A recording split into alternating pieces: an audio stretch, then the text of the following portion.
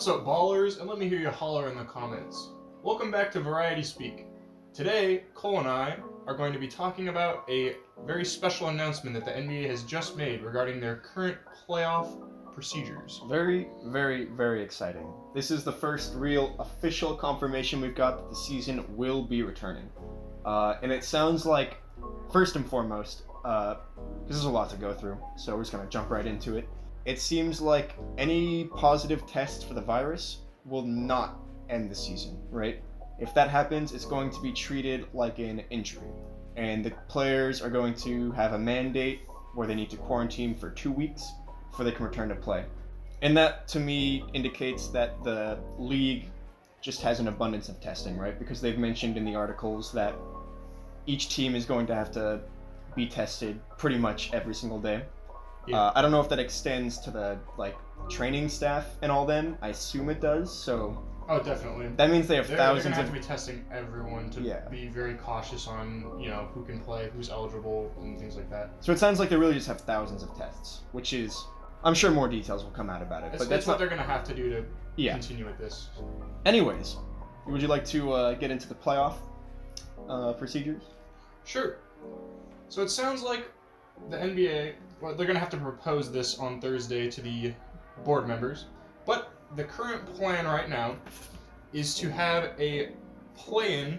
So what it looks like right now, all the teams outside of the playoffs picture right now, within 6 games, so that would be the Wizards, the Spurs, the Suns, the Pelicans, the Blazers, and I'm missing one more team, aren't I, in the West?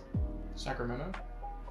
Yeah, San and Sacramento. All of them are going to participate with the other 16 teams in 8 regular season games. The 16 playoff teams, that is. And by the end of those 8 regular season games, whoever is the 9th seed, if they are within 4 games, then there will be a play-in where the 9th seeded team has a single elimination and the 8th seeded team has a double elimination, meaning that the 8th seeded team has 2 chances to beat the 9th seeded team, or else they're out. Which honestly, I think is obviously it sounds really bizarre, but it's honestly a very fair solution. No, I think it will be good. It'll give the teams a chance to play a few games before the playoffs starts and kind of get back into the swing of things. Mm-hmm. It also gives opportunities to other teams like the Blazers, who, 1, they've had injuries, and 2, they're a more veteran team. I think it'll be really interesting to see how the Grizzlies perform because they're so young and this is such a shakeup. And with all those young players, I could definitely see them losing their 8th seed spot. Yeah, just because they're going to get shaken up and they don't have the experience to kind of go through this kind of stuff. I think just based on the volume of teams sort of nipping at the ankles in the West, that the Grizzlies have a much higher chance of losing their spot than the Magic do. Definitely. And also, the Grizzlies, like I said, are just so young and inexperienced, and this is a huge shakeup, and I'm not expecting the Grizzlies players to really step up like that. Maybe Ja will. I think he can show his mettle. Ja, I think some of them will definitely struggle. Jaren Jackson too. Yeah, the teams like the Blazers and Blazers, who are, by the way, I would need to double check this, but they'll be 100% healthy, right?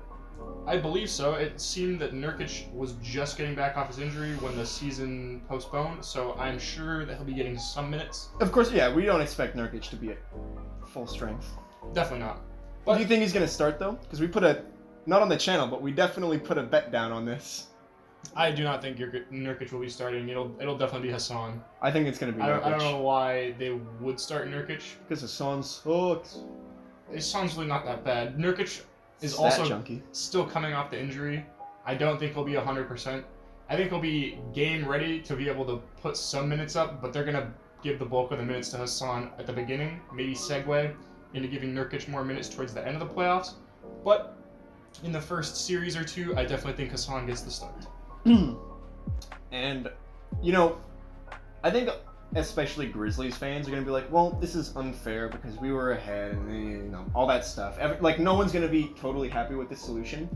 But I think what's sort of lost in that discussion is that every single regular season game from now on or I should just say every single game that we're going to play from now on is really, like, critical basketball, right? Yes. Like, every single one matters so much. It's going to be basically the playoffs from when they say go, right? Mm-hmm. Maybe not for, like, the really high-seeded teams. They can definitely take games off, but I think they want to ramp up for the playoffs anyway, so I think they're going to be doing their best to play hard and, you know, form the right habits for the playoffs, so... No, this is going to be high-level basketball out of the gate, and I think it's going to continue into the playoffs, and so, as like, you know, the playoffs are, of course, the highest level of basketball you can get. Right, and I think what you do as a Grizzlies fan or a Magic fan who might be a little worried, or even, like, a Mavs fan, you know, is just think, like, well, I guess this is, like, technically just for us when the playoffs start. And this is important basketball, and this is going to be experience for our young players anyway. So it's like, the difference is sort of negligible, I think. I think it's just going to, especially from a fan's perspective, it's going to just generate a lot of interest in the NBA. Like, as someone who personally doesn't have, like, a horse in the race, I have some pet teams that I root for, but my home team is not in the playoffs right now, so...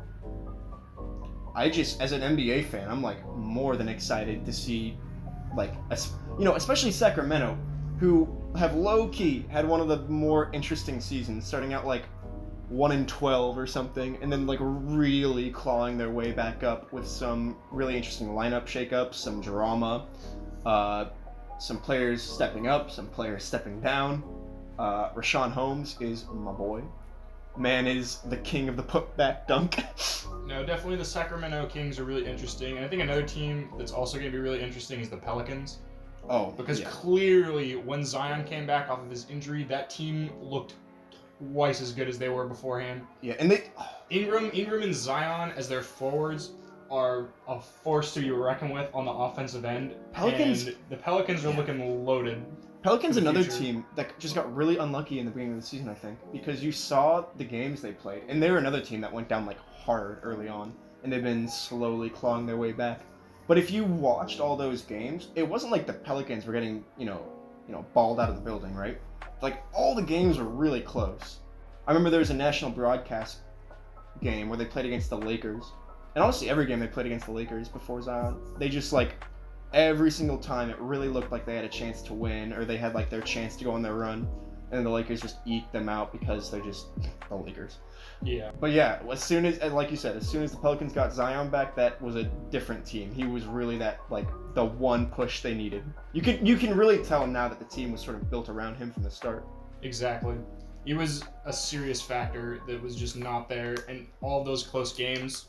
Not all of them, but I think a lot of those close games would have went the opposite way if Zion was healthy and playing in those games. Yeah.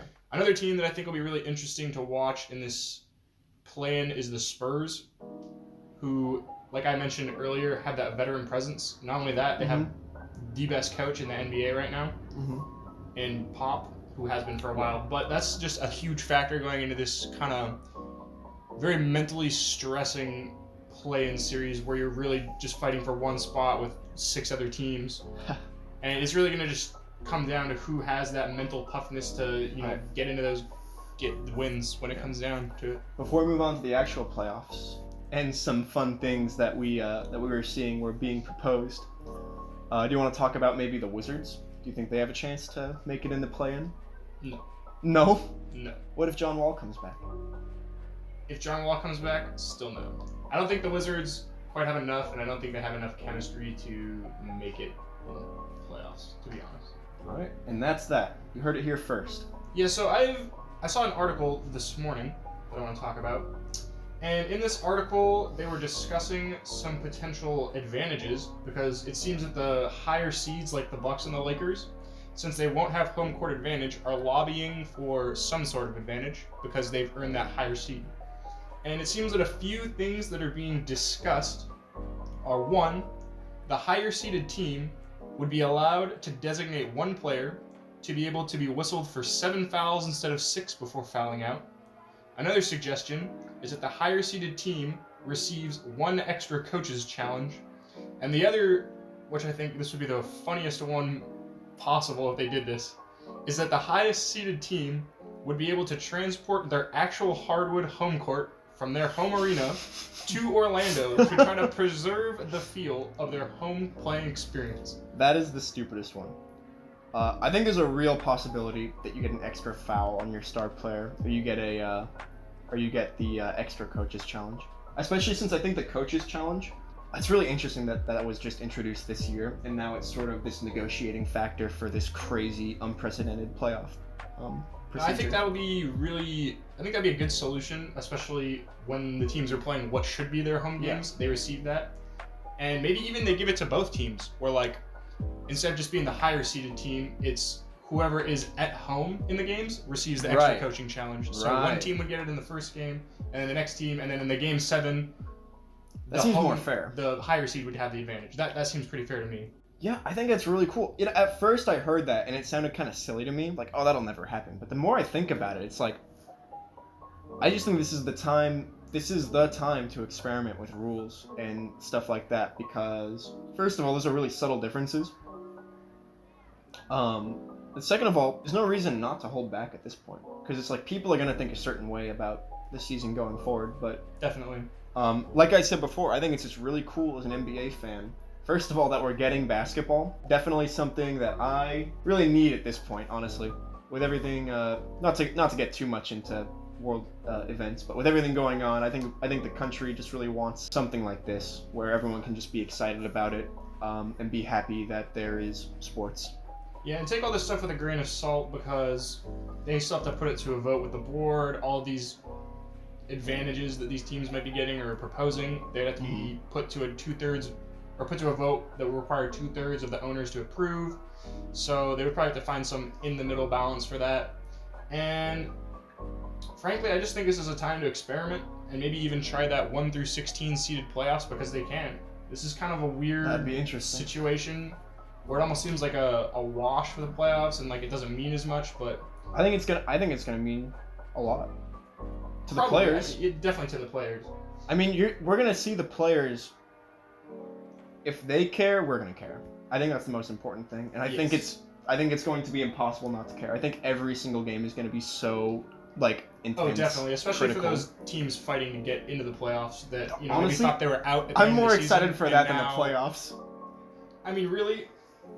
Especially, the Spurs, the Kings, the Phoenix Suns. This is big for the Spurs. They have everything on the line for this too. It is. Because think about it, like no one thought the Spurs were going to make the playoffs before the season ended, but now they can extend their playoff streak, which I don't know if management is really thinking about that in terms of how they want to build their team moving forward. But if they keep their playoff streak alive, I think there's no chance they go for like a straight up rebuild, right? They keep just trying to.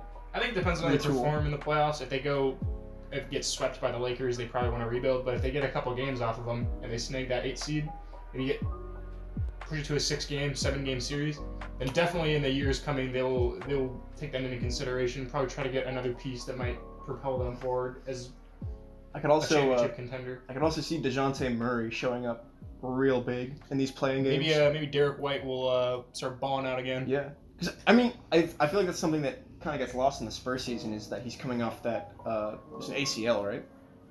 I think so.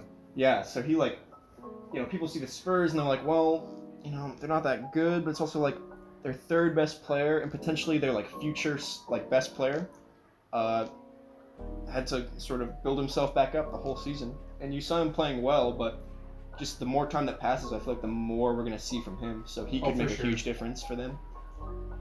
Anyways. Yeah, I definitely agree. Not a lot much to talk about, but just really excited. It was great news. Yeah, we just wanted to come out here and report on some of the things that are being proposed, and it's really exciting that the NBA is coming back. All right. Thanks for tuning in to Variety Speaks. Have a nice day. Don't forget to like, comment, and subscribe.